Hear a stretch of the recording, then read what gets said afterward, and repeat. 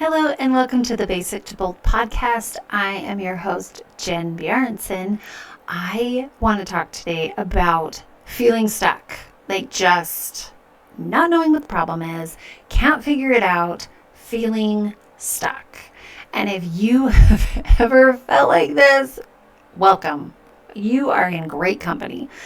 Before I dive in, please, if you find value in this, it would mean so much to me if you would share this with someone, whether on social or just with a friend. So maybe this will help them, bring them value as well. All right. So you're stuck. What do you do when you're stuck and you don't know what the problem is? Well, that's where you start. What's the problem? I heard this concept, solve the problem, from my mentor, from my coach. And it was so fascinating. He was actually talking about his kids. And he goes, I really taught my kids, solve the problem. When they're fighting, when they're bickering, when they're frustrated, when they're upset, solve the problem. And I thought, what? Like, yeah, duh. But in my own mind, I don't think I've ever thought of it that way. And if this wasn't you, if you're like, yeah, duh, then good for you. Like, seriously, you're ahead of me. So good for you. That's awesome. But for the rest of us, welcome. Join the club. And that's kind of what I want to talk about today is when you're stuck, kind of scale back and think, solve the problem. So to do this, first, you have to identify the problem. And I think this is probably the hardest thing, at least it is for me sometimes, because if I know what the problem is, then usually I can come up with a fairly good solution, or at least kind of like fail my way through it.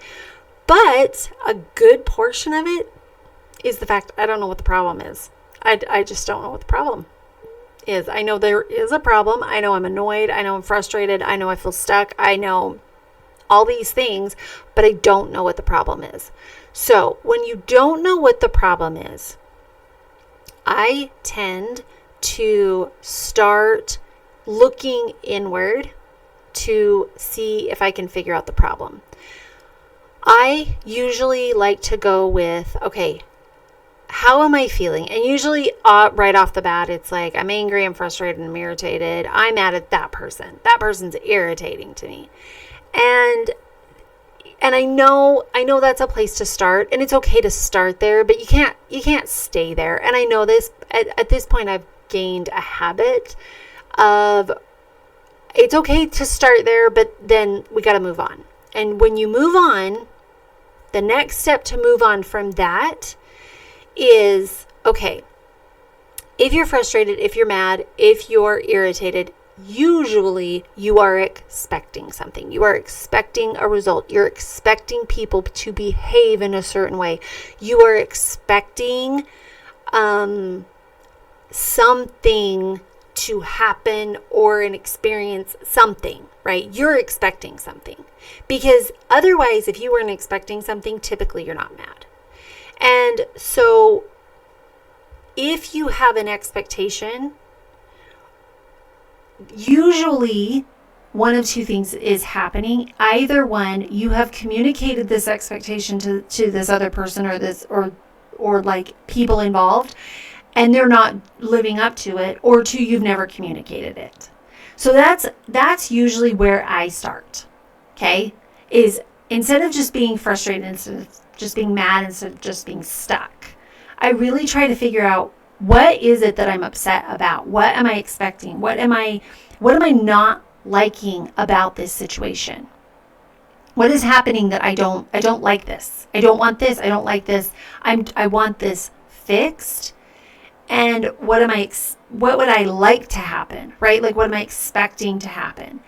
And that allows, I think the really important thing is, we keep asking the same question over and over and over again and getting the same answer, which is usually no answer. And so what I try to do is a good portion of the time when I'm not getting an answer, I like to switch up the question. And so I try to look at it in so many different ways of asking a new question. So as an example, if I'm frustrated at an individual, instead of being like, they did this and they did that, and why are they doing this? And oh, I bet they just want to irritate me. And oh, I bet they da-da-da, right? Like all this stuff. Reframe the question to say, what are you expecting from that person? What are you wanting from that person? What is the outcome that you want? Right? What is it that you were expecting? And usually I was expecting them to be nicer. I was expecting them to be, to have a different response. That's what I was expecting. And they didn't have the appropriate response that I wanted. Well, then I go, okay, they didn't have the appropriate response that I wanted, that I expected. Have I communicated that with them or to them? Typically, most of the time, no. No, I just expected them to know the response I wanted them to give me, which is so unfair, right? But if you can look at this, as you change the questions, now you're getting answers.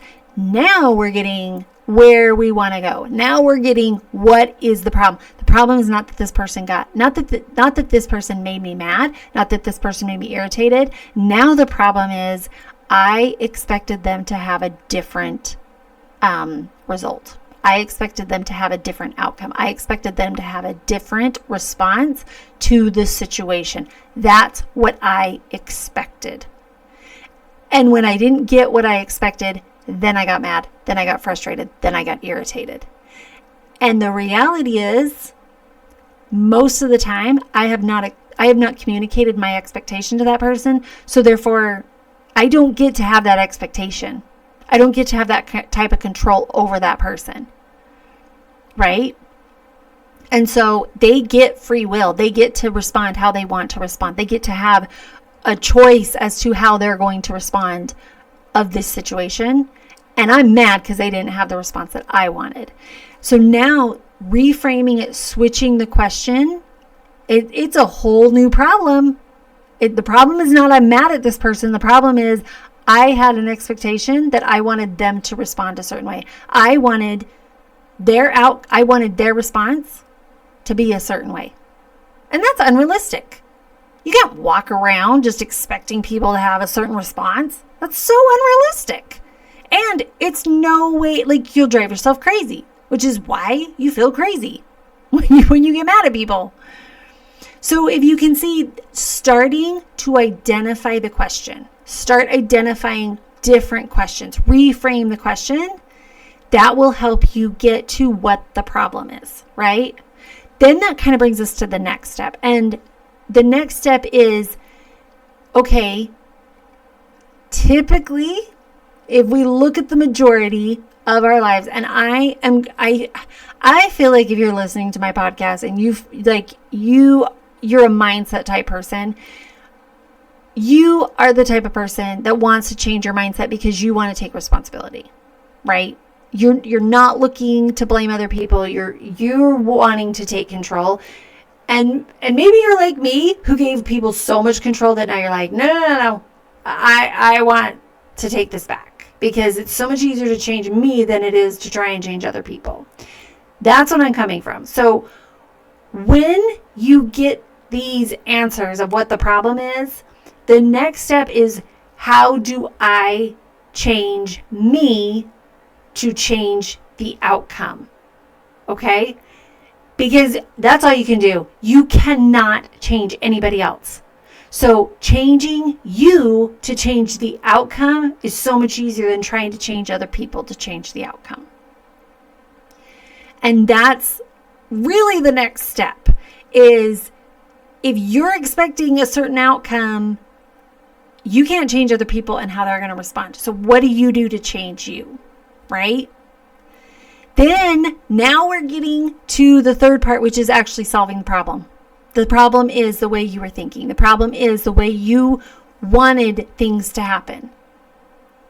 And now, what does that look like? Now we actually have a way to solve it. Now we actually have some ideas of how we can change. And I think sometimes when you look at shifting your mindset, or you look at shifting, like solving the problem, sometimes it is fixing you, and sometimes it's recognizing like a healthy boundary that you're not going to change other people. So how do you cope? Like, what is the best situation for you with people who are just constantly going to be that way? Sometimes that's the solution. Sometimes it's not always just changing your thinking. Sometimes it's actually, this person is who they are. I'm never going to change that until they want to change. Until they want to fix our relationship, they're going to constantly be a negative, hating person. I can't change that, but I can change my frequency of being around them. And that's okay too. Sometimes that's the way to solve the problem. Sometimes it's not always fix your mindset, change your mindset. Sometimes changing your mindset is recognizing, you know what? I don't think this is the best relationship to be in. I want something different. And that's okay. That's okay. So, solving the problem is sometimes reframing it, sometimes changing it up. But that is ultimately the skill that changes everything in our lives. If you can figure out how to solve the problem, if you can figure out how problems get solved, that's it. There you go. That is the majority of stuff. And I've now started teaching my kids this. In fact, I, for a really long time, I would help my kids through stuff. For instance, I would say like, hey, clean up the living room. And of course they would be like, I don't see anything. I don't, like, what? Right? You get the whole whining, like, it looks fine to me. And it's just a train wreck in the whole living room. And they're just like, what should I do? And you're like, okay, pick up this, pick up this, pick up this. Okay, get the vacuum out. Okay, does the window, we need to do the windows. Okay, we need to dust. We need to do this. Now I've started looking at them, and of course this is at an, you need to do this age appropriate, but I've started looking at them and I say, solve the problem. What's a problem in here? And some of them still look at me and go, I don't know. And I'm like, no problems. This looks great to you. This looks like, and I don't say it jerkily. I say, you like this? It looks clean to you. Because that in itself is an interesting conversation. Because sometimes they're like, yeah. I'm like, okay. Well, did you notice the table is dirty? And they're like, oh, right. And you got to start like prompting them sometimes. Like sometimes you still got to prompt them. But at the same time, solve the problem. And we've started to do this more. And now I've even equated it into like business, right? Solve the problem. What's the problem? Solve the problem. And it's really fascinating that now, even though I have a habit of this, sometimes it does take a minute to find the problem. And that's okay. And sometimes I got to work it out and I got to, like talk it out. And sometimes you do have to go back to the whole blaming thing just to solve it. Like a couple of times in relationships, I've been frustrated at my husband, and I've turned to him and I've said, okay, I need to blame you just for a minute. I know you're not the problem. I know the problem is something in the way I'm thinking or an expectation. I know that, but I don't know what the problem is. I don't know what I'm expecting. I don't know what I'm thinking. So just give me a minute and let me just blame you for a minute until I work this out. And I'll sit there and I'll be like, you made me mad. You said this, you did this. And him and I, we've worked on our relationship enough that he doesn't take that personal, because he knows I'm just working through stuff. He knows I'm going to get past it of saying like, you're the problem. You did this, you did that. And I do mention to him, during the thing, I know you're not the problem. I know, or maybe you're part of the problem, but I don't know how much of the problem. I don't know how much of the problem you are and how much of the problem I am. Like, I know there's some give and take there. So give yourself that grace if you need to. And also, in figuring out the problem in relationships. If you can get to a point in your relationships when you're figuring out the problem and allow each individual to blame, like allow your partner to blame you just for a little bit. Don't say a word. Don't start an argument. Don't say, well, and you did this. Like, it's so helpful to just, if you're a person who needs to talk it out, like I'm a person who needs to talk it out. And so to sit there and be like, can you just be the problem just for a minute so I can get past you being the problem and get to actually solving the problem? Because I know somewhere in between there, I know some of it's your problem. I know some of it's my problem. I don't know how much. You could be 90, I could be 90%, right? I don't know how much until I kind of work this out. So that's always been helpful. That has been helpful, but it does take a lot of patience and working through your own triggers, not being triggered as the person, especially if the person has mentioned, please just, let me blame you for a minute. But if you're the person blaming for a minute, then really get past it. Don't just take that time and just blame them. All right. I want to end stuff with a quote. This is a little bit shorter one. I want to just have this thought, and I really, really wanted to share it with you guys. But I really liked this. Okay. This quote actually comes from Rachel Hollis, and it's more of a saying than a quote. And this one has got me through a lot. And it's, you didn't come this far to only come this far. Now, maybe she didn't say that. I heard it from Rachel Hollis, so I'm going to give her credit. But I love that quote because the fact that you have come this far, the fact, even if you're super low and even if like your days are hard and you don't know what the problem is and you're so stuck and you're so blocked and I guarantee you there is something in your life that you have grown past and that you have conquered, even if it's just the fact that you have maintained your life. Even if it's that you've maintained, that is a huge accomplishment. At the same time, you didn't come this far to only come this far. And so sometimes on the days I just want to give up, I do allow myself to give up some days, but then I think you didn't come this far to only come this far. All right. I love you guys. Again, if you found value in this, please share it with other people who may be struggling or could find value in this. All right. Love you. And I am so rooting for you. Keep going. You're doing amazing. I'm cheering you on. You're awesome. And I love you.